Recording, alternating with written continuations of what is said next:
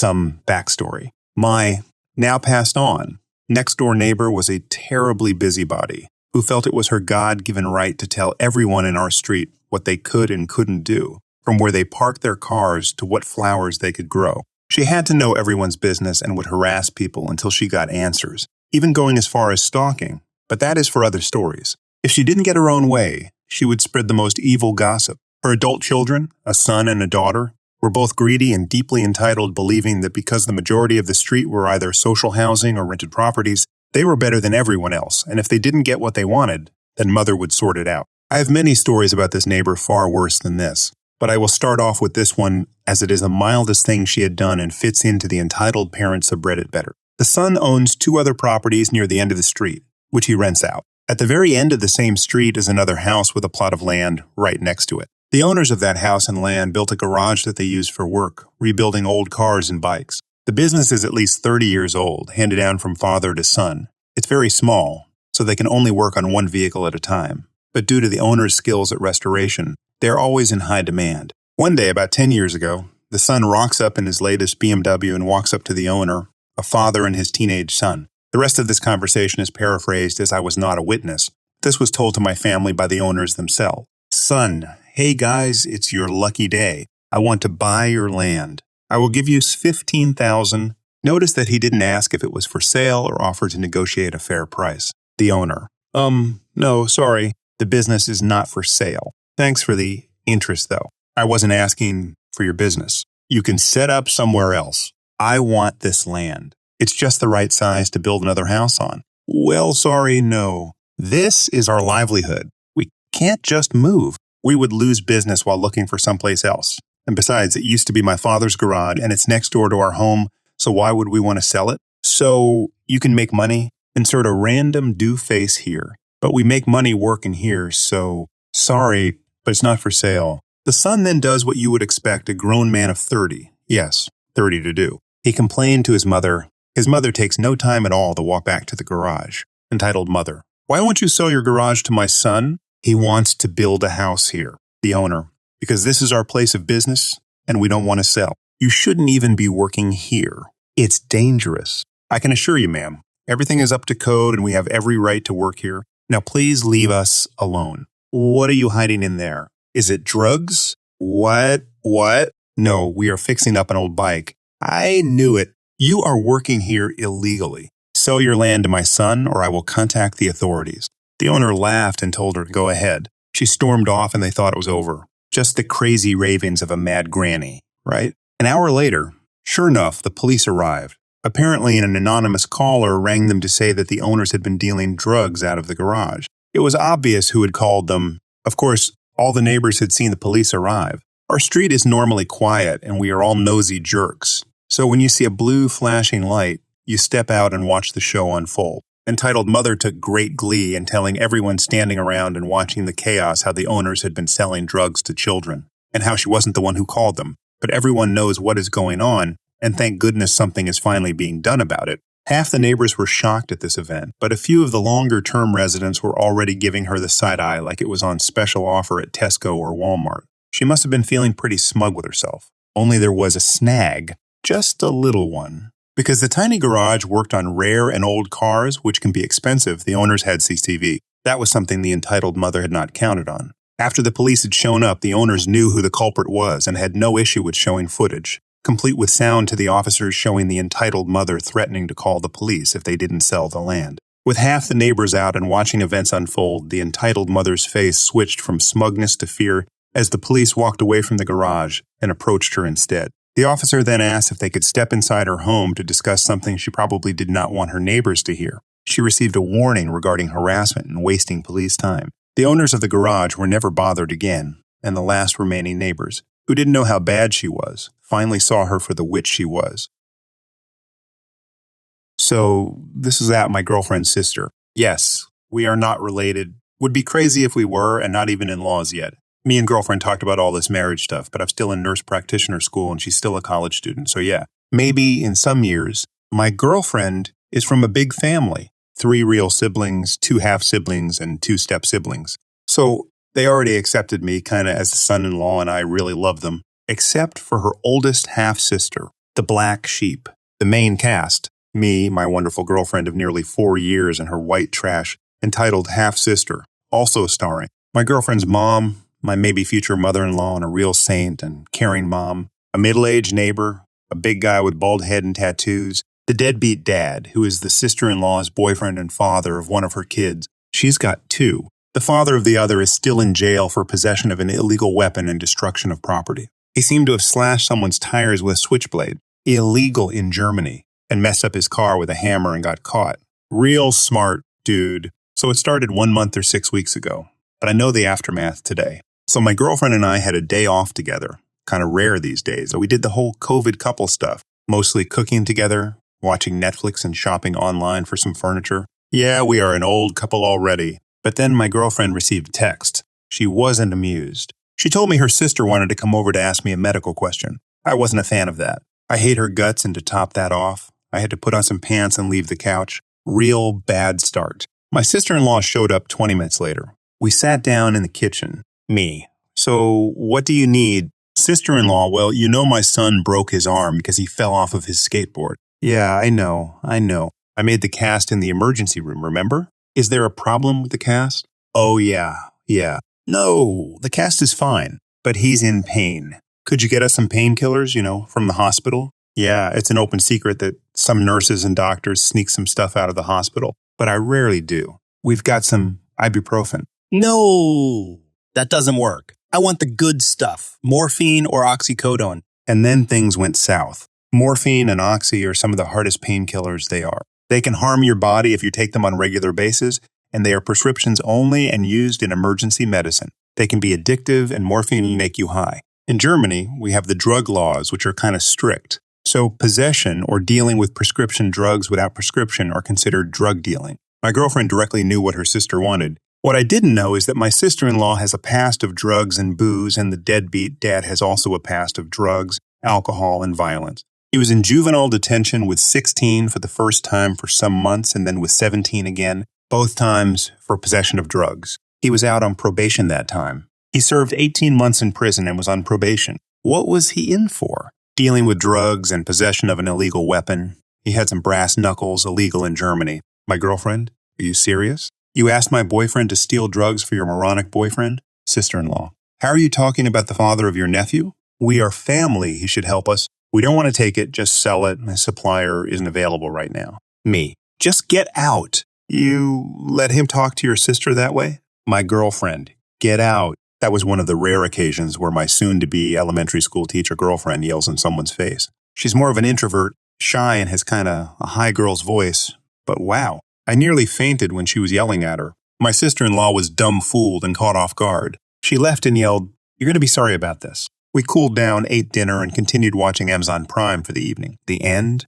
No. We were in bed as someone pounded at our door and was screaming. It was the deadbeat dad. Him. Come out, you dumb jerk. You don't know to talk to my woman like that. I know you're home. I opened the door. What do you want, you dumb white trash? He stopped because I literally ripped the door open. You disrespected my wife. Apologize to her and get me some oxy or I will beat you up. So he is about my height. Around 185 come, but one of these skinny, tall dudes. I'm a tall and a bit fat dude. He shall not pass. He tried to enter our place, but now my sport experience kicks in. I've played American football since I was a teen. In the youth team, I was center/guard, so I have some experience with blocking people from getting to our precious quarterback or my girlfriend here. My sister-in-law also yelled at me, but I couldn't understand what she was yelling. I was busy keeping that junkie out. I heard a click behind him. Then a spray noise, like a hairspray, but it wasn't. It smelled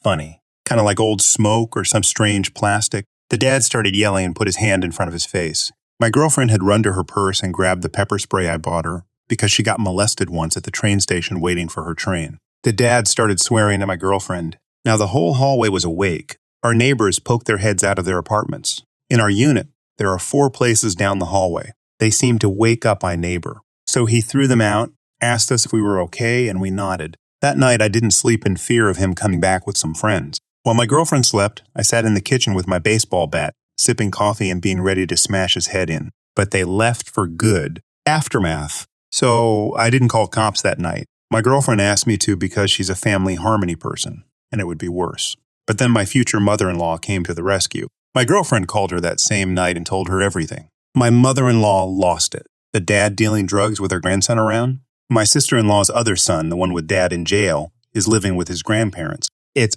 better that way. My mother-in-law called the cops, Child Protective Services, and some other numbers. Police gathered enough evidence to raid their place and well. They found drugs and cash. Well, his probation was gone and he now has a new case against him. My mother-in-law took her grandson in. My sister-in-law was also arrested for resisting arrest and being a partner in crime. My mother-in-law still sees my sister-in-law as her daughter, but now got way stricter. My sister-in-law doesn't have a stable job. She mostly works in retail and loses her job every now and then. My girlfriend cut contact with her for now, and we got some extra locks for our door. So, yeah, be careful with the family of your significant other. Every family has its black sheep.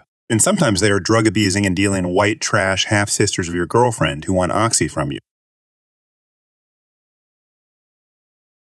So, that happened today, a few hours ago. Backstory. It's hot here. My dad is some kind of a supervisor at a company that supplies and maintains fire alarms in hotels, restaurants, and so on. Not going to say the name for privacy reasons. In one of the hotels, client of the company, my dad is friends with the owner. So me, my family, and up to 2 friends can come to their pool without being guests at the hotel and without paying a dime. Cast. Entitled parent, entitled kid, nice lifeguard, nice bar employee, and the nice owner. Story. As I said, it's hot at this time of the year. Almost all of the daytime, 9 a.m. to 9 p.m., is above 30 degrees. I decided to go to that exact pool with my girlfriend and my best friends. So I called the owner. We are friends also along with my father, and let him know. He said it's not a problem and we can come anytime we want. We went there about 2 p.m. when it's hottest, but most awesome in the water, since it's also kind of warm. There weren't many people. The pools are separated in 2. A kid's one, about 90 centimeter to a meter, 35 to 39 inches, and an adult one that goes deeper by the center from 240 to 400 centimeter, 8 to 13 foot. Yeah, it's deep but cool. So in the adult one, except for the 4 of us, there is only one woman who leaves about 5 minutes after we get there. We get out things set up on the chairs, and I get to the bar to get soda and snacks. I bring everything to the squad. We all eat some, not all of it. It was sandwiches. And drink some soda, again, not all of it. And we then went straight to the pool. Note that we didn't jump in, didn't cause any disturbance or yell at all, just going casually through the edge or the ladder. In the kids' pool, there was only one child. That was with the woman that left, so no one except for us in the pool. We swam for a little, about 5 minutes when the entitled parent and the entitled parent and the entitled kid entered the scene. Conversation, entitled parent. Excuse me? Do you mind getting out of the pool? Me? As the most calm human being in the group? What seems to be the problem? We didn't do anything. I wanted to say this as a question and as a communicative sentence. You are taking too much space and my precious child can't swim. First of all, her precious child is about a 7-year-old boy who can't be in the adult pool. Second, this is a 30 by 50 meters, 98 by 164 feet, long and wide pool, even though there is more than enough space. I explain it to her, entitled parent. No, I want you to leave now. Entitled kid, come on, just leave. This is our pool. The owner is my father. The child said that. I laughed internally. I know the owner's family. Believe it or not, it's not these people. No, I know the owner. You're not his family. The mother bends down to the pool and throws water at me. Like a small child. My hair got wet. I haven't gone underwater yet. And she said the most stupid thing I've ever heard. Entitled parent laughs. You're wet now. Aren't you mad? Then, I began to wonder about the meaning of my existence, as well as the existence of pools in which there is water. Me, my girlfriend and friends, silence, entitled parent, okay now, out. No, thanks. I like it here. I will go report you to the lifeguard. She goes there, tells him everything with lies, of course. Note that the lifeguard heard everything firsthand. So he comes to us and whispers, don't worry, I'll take care of her. I heard what really happened. She was watching from a distance, thinking she had won. The lifeguard tells her that we didn't do anything and there's enough space. The lifeguard. Also, your child can't be in the adult pool. What? He's the best swimmer here. He can be wherever he wants. Then she didn't know what to do, so screamed in harassment, you're hitting me, manager. Then the nice bar employee comes. Turns out he's in charge of the pool area today. Yes, ma'am. Entitled parent. He hit me. Nice bar employee, me, my girlfriend, my 2 best friends. No, he didn't. Entitled parent. Liars. All of you will get to jail. The entitled parent, looking at us. Since you're rude to me, you'll give me your food and drinks for compensation. Me. Yeah, and your dreams. Respect your elderly young man. Unbelievable. The bar employee already called the owner. Nice hotel owner. Ma'am, I'll need you to leave now. They hit me and my child? Little kid. Yes. No, I saw everything on the security cameras. I also saw that you two are not hotel guests either paid at the gate, but slipped through. The entitled parent, now knowing that there were cameras, just left with her child. The nice hotel owner apologized and told the bar employee to give us another set of sandwiches for free. We swam for another 15 minutes. Got out and ate all of our food. End of story? In a perfect world, yes. In this one, definitely not. After that, we went to change into casual clothing and got off the wet swimsuits, took our belongings and left, saying thank you to the nice hotel owner and bar employee. As we were leaving and heading towards the parking lot, we called my mom to come and pick us up. We see the lady waiting to confront us. You stole my thing and lied about everything. Give me my stuff now. She tries to get a hold of the bag I'm holding. Everyone's towels, swimming suits, and some other stuff. Literally everything we own. As a healthy, working out teen, I am stronger than she is and didn't let her get the bag. She started screaming in harassment without noticing that the parking lot also has cameras. Don't hit me. I'm calling the police. Hotel owner. No, you're not. I'm doing it. For lying and harassment, apparently, my girlfriend went to call the manager without me noticing. Hotel owner. Kids, go. I'll take care of her. We went to my mother, who was on the other end and didn't hear anything. We got into the car, dropped us at my place to hang out for a bit, and my friends left a bit later. Completely by coincidence, my dad had an appointment with the owner that day, just a bit later to discuss an upgrade in the fire alarm system. So he told my dad about everything. When he got home, he explained that the owner told him that after we left, he called the police, and after ID and breathalyzer check, the woman was arrested for crime scene fleeing, drug distribution, being 0.10% drunk at a public place, and a lot more my father didn't bother to remember. We had a laugh. I told my friends, and they also laughed for a few minutes. Goodbye. I worked for this tech company for almost 7 years. It was my first job out of college. Great company, huge growth, great benefits, and most importantly, an incredible boss. The boss was super helpful and responsive, always had the team's back, goes out of his way to not micromanage, didn't care as long as the work got done, borderline forced people to take paid time off. We have unlimited, and I averaged 30, 40 days off a year, and believed in giving good workers big raises and promotions. Last 3 years, I got 9%, 13%, and a promotion, and 7% raises. We worked remotely through COVID, and I asked to change my contract to fully remote so I could leave the high cost of living city where the office was based to go back to my hometown. Boss approved the change, and when I tried to do a cost of living adjustment to my salary, boss told him no because I'll be doing the same work in my new location. The boss was so good that on our team of 16 people, the lowest tenured was 3. 5 years. I've been offered several other jobs with salary increases throughout the years, but could never bring myself to leave. Myself and one other person on my team had specialized into working on very complex and involved projects. These were significantly different than the team's normal day-to-day work. We'd been doing the complex projects for 4 years and were the knowledge base for the company in that area. Boss left that area completely to us to manage. As the volume picked up, we added and trained 2 more people to our little sub-team to help out. None of these projects went out to the customers without one of us 4 being involved. Super complex. $100 to millions lost if a mistake was made. And since it was the fastest growing part of the business by far, we were super busy. Now, around 2 years ago, boss's boss gets promoted from his vice president role up to a senior vice president spot and hires a new vice president. This new vice president comes in and tries to change a lot very quickly. Tries to make everything a trackable metric, even where it really doesn't make sense. I.e., tracking the number of projects each person on my team did every month. Counted as one, even if it was super complex and took 2 weeks, or if it was very simple with an existing customer and took an hour. Wanted each project to go out faster. Even if they weren't due for a week, we were supposed to get them out in under 3 days. Tried to force my boss to assign work to the team instead of us all picking up from a central queue as we could, etc., etc. Boss pushed back as much as possible, but was getting crapped on constantly by new vice president because the useless metrics vice president wanted us tracked by did not meet his super unrealistic expectations. Despite my boss's team being the most experienced and efficient in the company and doing significantly more volume and more complex work than any other team,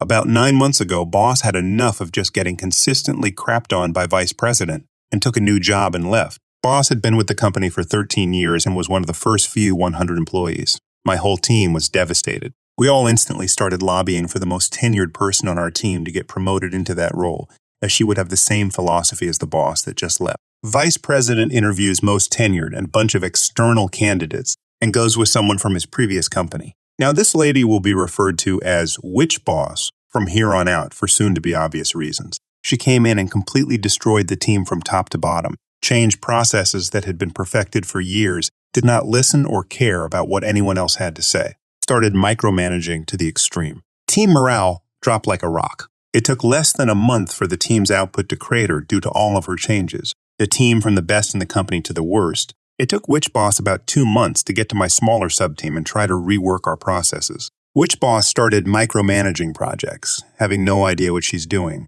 and causing all kinds of issues and delays. She started getting on us about our metrics being the worst on the team, despite us working on the super complex projects that took 100 times longer on average than most of the work the rest of the team did. Witch Boss told us that if we didn't meet the expected metrics, we would be put on performance improvement plans. So we decided to comply and focused all of our efforts on simple projects to meet the metrics X number of projects completed per month per person, and left the complex ones sitting in the queue. This caused chaos as my small sub-team suddenly stopped picking up complex projects and just focused on completing simple projects to get our metrics up. Very quickly, the sales team is freaking out because deals are getting delayed and their huge commission checks from the complex projects are being put in jeopardy. When they came to us to ask when we were going to complete the complex projects, we all gave the same response. Witch Boss has told us we have to focus all of our efforts on meeting metric X, so we will only be doing that. Unfortunately, that means we can no longer complete the complex projects.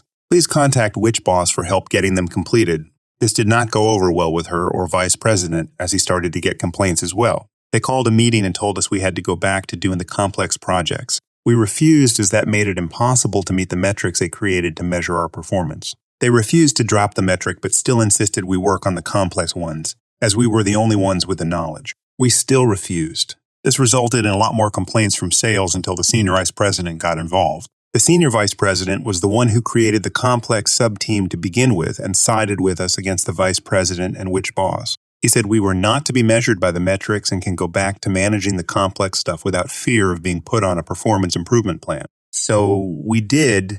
At this point, the other 3 people on the sub-team had seen the writing on the wall and were all actively applying and trying to leave as soon as possible. They were all office-based in the high cost of living area still. Witch Boss changed the team from come in 2 days a week is needed to mandatory 3 days in the office. Most company policy would let her, so they got a lot more of her nonsense than I did remote. I had not been applying because I was distracted. My old boss had approved 2 weeks of vacation for my wedding honeymoon before he left. This happened to occur about 3 months after Witch Boss started, and about a month after the whole performance improvement plan blow-up, Witch Boss was pissed at how we showed her up in front of the senior vice president and was doing everything she could to make our life miserable. In that month, the other super experienced guy and my best friend on the sub-team got a new job and left, no notice. And one of the other guys on the sub-team has put in his notice and only had a week left. We were already slammed and still behind from the performance improvement plan fiasco, so losing half the sub-team just made that worse. Plus, with morale so low, we didn't bother to put in any extra effort anymore.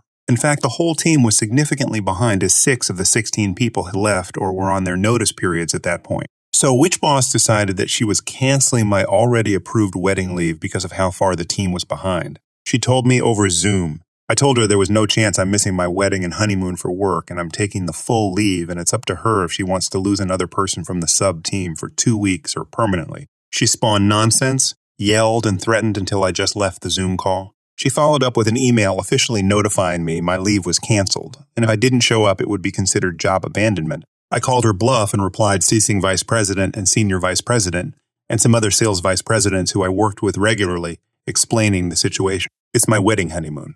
And that I appreciated the opportunity but was quitting immediately with no notice due to the disrespect from Witch Boss.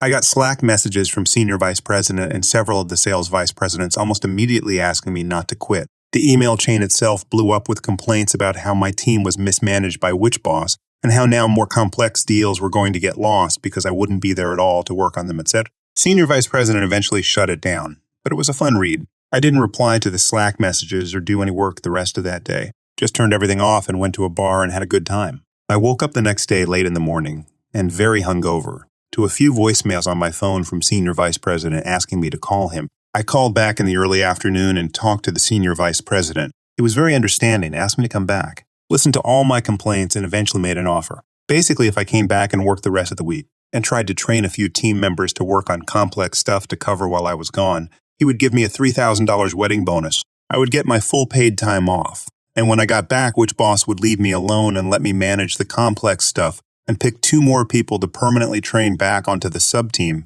to fill what we had lost. I accepted. Weddings are expensive. So I tried to train people to cover for me, impossible task, then leave on my paid time off. I had a great wedding and honeymoon. Vice President called me a few times when the 4th guy from my sub-team quit with no notice about 5 weeks in. But I ignored him, didn't respond. I come back refreshed and ready for the crazy show and Noah's waiting. It was chaos. All the salespeople were slacking and emailing me about all the complex things they needed done 2 weeks ago. The people I quickly trained before leaving hadn't been able to do almost anything. There was a huge backlog for the entire team as half of the original 16-person team was gone at this point. I turned off my Slack and emailed the sales vice presidents directly asking them to give me a prioritized list of all the complex deals they needed done. Got the list and started working through it in my normal working hours.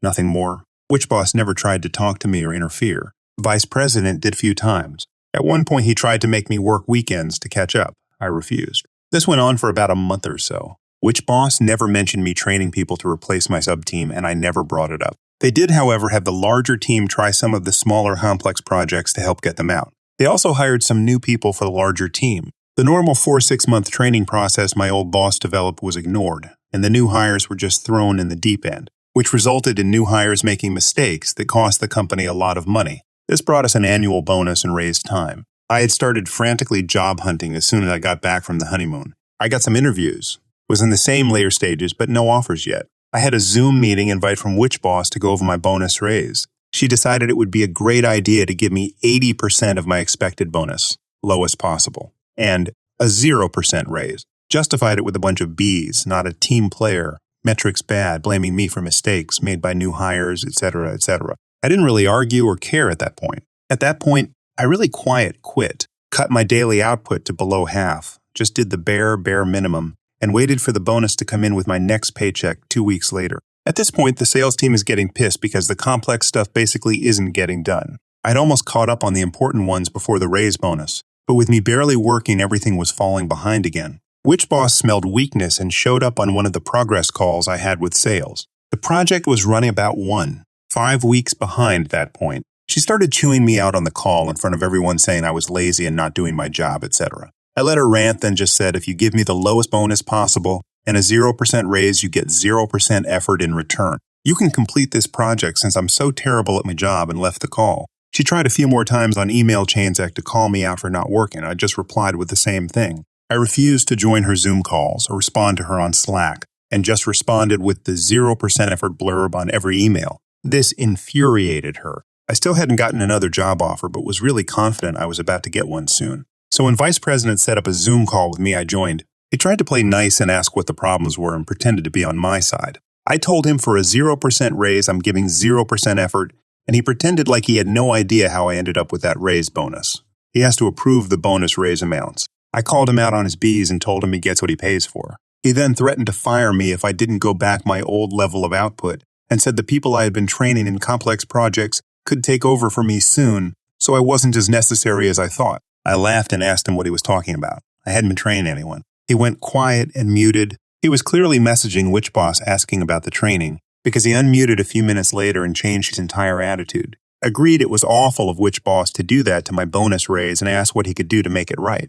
I didn't care at that point, and knew he needed me more than I needed him, so I told him I needed 25% raise and 150% of the bonus on that new salary or I was quitting immediately. He tried to say that was ridiculous and could never happen, etc. So I bluffed and told him I already had another job offer and was leaving anyway. He asked me to wait, and he'd bring Senior Vice President onto the call. Senior Vice President tried to talk my demand down. At that point, I realized it wasn't worth it. I refused the significantly lower counteroffer, thanked the Senior Vice President for everything he did for me, and said I was quitting immediately. Vice President tried to say I'll never get a good reference if I don't at least work a notice period. I just told him my ex-boss would give me a glowing recommendation of my time here, so I didn't care and logged off. Senior Vice President tried to get me to come back a few times over the next week or so, but I refused. A few weeks later, I got a job offer and accepted. I've been working at the new company for a while now, and it's pretty bad. better than the old company, but nowhere close to what I had before with my old boss. Although my old boss reached out and said he might have a position opening up in his new company in a month or two that I should apply for. So I'm looking forward to that. I've heard from people who are still on my old team that it's a complete disaster at my old job. They are losing millions from not having the knowledge base to correctly complete the complex projects. They reached out to the other experienced guy from the sub-team and offered him a huge raise to come back after I quit. He refused. Everyone left on my old team is trying to leave as soon as possible, and everything, even the simple stuff, is weeks overdue. Apparently, Witch Boss is getting thrown under the bus by Vice President and will be fired soon.